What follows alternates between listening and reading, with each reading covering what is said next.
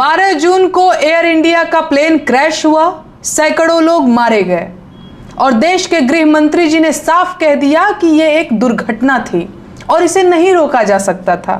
बात खत्म, पैसा हजम। सही बात है, हादसे नहीं रोके जा सकते, मणिपुर नहीं बच सकता, पहलगाम हमला नहीं रोका जा सकता, भगदड़ नहीं रुक सकती, सिर्फ विधायक खरीदे जा सकते हैं, सरकार गिराई जा सकती है, ईवीएम हैक की जा सकती है, चुनावी रैली की जा सकती है और सिंदूर बांटा जा सकता है ना? आखिर सरकार का काम क्या है भाई? दंगे नहीं रुक सकते, आतंकवादी पकड़ नहीं सकते, शिक्षा व्यवस्था तबाह है, स्वास्थ्य सुविधाओं से मतलब ही नहीं है, बेरोजगारी रिकॉर्ड तोड़ रही है, महंगाई कमर तोड़ रही है, रुपया धूल चाट रहा है, बेरोजगार धूल फांक रहा है। फिर सरकार का काम क्या है? अमेरिका से ऑर्डर लेना या आईपीएल क्रिकेट करवाना या सट्टेबाजी करवाकर देश भर को जुआरी बनाना? आखिर काम क्या है सरकार का? अमेरिका से भारतीयों को जंजीरों में बांध कर भेजा गया और आपके मुंह से चूं तक नहीं निकली। यही दिन दिखाने के लिए 56 इंची बने टहल रहे थे आप। कभी हम चीन से आगे निकलने की होड़ में थे, अमेरिका को तपाक से जवाब दे दिया करते थे। आज पाकिस्तान आंख दिखा रहा है और अमेरिका ऑर्डर दे रहा है। शर्म नहीं आ रही है? सैकड़ों देशवासी जिंदा जल गए और इन्हें अलग अलग एंगल से फोटो खिंचवाना है और पोज मारना है। देशवासी कितने नशे में हैं कि ये निकृष्टता नहीं देख पा रहे हैं। अगर यही आपका आपदा में अवसर है तो इसे हम देशवासी नीचता कहते हैं। इस देश की जनता ने कैसे कैसे लोगों को सिर पर बिठा रखा है। पर्ची निकालने और भविष्य बताने वाले बाबाओं ने विमान दुर्घटना के बारे में पहले ही क्यों नहीं बताया?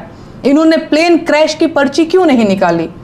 महाकुंभ की महाभगदड़ की पर्ची भी नहीं निकाली थी, बालासोर ट्रेन दुर्घटना की पर्ची भी नहीं निकाली थी और पहलगाम हमले की भी पर्ची नहीं निकाली थी। देश में करोड़ों लोग इन्हें चमत्कारी बाबा मानते हैं और ये प्रधानमंत्री जी के भी प्रिय हैं। देश का मीडिया इनके मुंह में माइक ठूंसकर सवाल कब पूछेगा? दुर्घटनाग्रस्त विमान एयर इंडिया का था और एयर इंडिया कुछ साल पहले टाटा ग्रुप को बेचा जा चुका है। अहमदाबाद एयरपोर्ट के संचालन और प्रबंधन की जिम्मेदारी पिछले कुछ सालों से अडानी ग्रुप के पास है।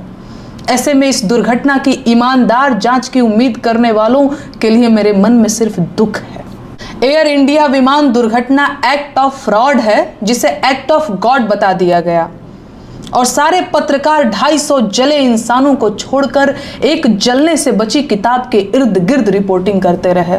और अब तमाम लोग मेरी संवेदनशीलता पर सवाल उठा रहे हैं और फिर से वही राग अलाप रहे हैं कि चुप रहो, देश संकट में है, अभी चुप रहो। जबकि सच ये है कि जब से ये लोग सत्ता में आए हैं, देश तभी से संकट में ही है।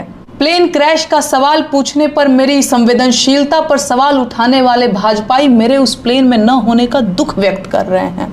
कह रहे हैं कि काश मैं भी उसी प्लेन में होती। विपक्ष के नेताओं के लिए भी उनके मन में यही भाव है। संवेदनशीलता का ऐसा ढोंग सबके वश की बात नहीं है। संवेदनशीलता चेक करनी हो तो जाकर सरकार और मोदी जी की संवेदनशीलता चेक कीजिए, जो पहलगाम हमले के तुरंत बाद बिहार में रैली करने चले गए थे। तो मेरा मुंह मत खुलवाइए। ये आपके चुप रहने का ही परिणाम है कि सरकार ने लोगों को भगवान भरोसे छोड़ दिया है। जाइए पकड़िए कॉलर सरकार का और हिसाब मांगिए। दुर्घटनाग्रस्त हुआ विमान सितंबर 2012 में एयर इंडिया के बेड़े में शामिल हुआ था। ऐसे में ये विमान लगभग 13 साल पुराना था।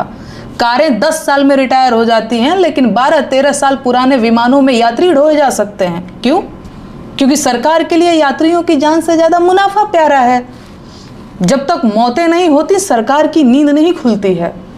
खराब विमानों में यात्री ढोए जा रहे हैं और सरकार चुनाव लड़ रही है। यात्रियों की सुरक्षा की जिम्मेदारी अंतिम रूप से सरकार की ही होती है, तो विमान दुर्घटना के लिए सरकार ही जिम्मेदार है। देश के साथ हुई सबसे बड़ी दुर्घटना भाजपा का सत्ता में आना है। बाकी सारी दुर्घटनाएं इसी का परिणाम है। एयर इंडिया टाटा को दे दिया और अहमदाबाद एयरपोर्ट अडानी को दे दिया। अब देश को इस्तीफा भी दे दीजिए।